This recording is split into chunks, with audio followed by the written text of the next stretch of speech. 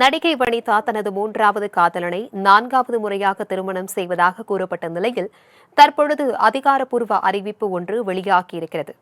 பரவி வரும் வதந்திகளுக்கு வனிதா வைத்த முற்றுப்புள்ளி என்ன? பார்க்கலாம் இந்த செய்தி தொகுப்பில்.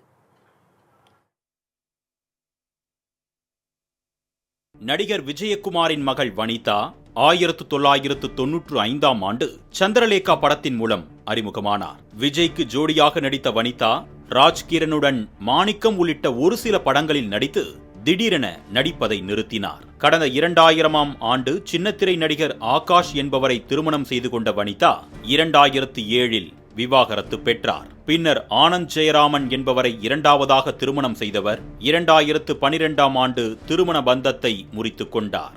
இதனையடுத்து தயாரிப்பாளர் அவதாரம் எடுத்த வனிதா எம்ஜிஆர், சிவாஜி, ரஜினி, கமல் என்ற படத்தை தயாரித்தார். அப்பொழுது படத்தின் நடன இயக்குனர் ராபர்ட் மாஸ்டரை காதலித்து வந்தார் வனிதா.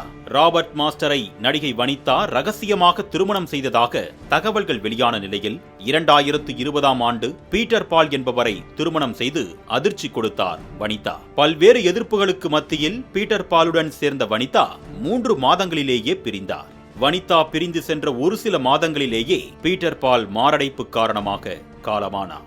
இந்நிலையில் மீண்டும் பழைய காதலன் ராபர்ட் மாஸ்டருடன் கடற்கரையில் வனிதா எடுத்துக்கொண்ட புகைப்படம் இணையத்தில் வைரலானது. ராபர்ட் மாஸ்டரின் முன்பு முட்டி போட்டு காதலை தெரிவிப்பது போல் புகைப்படம் வெளியானது.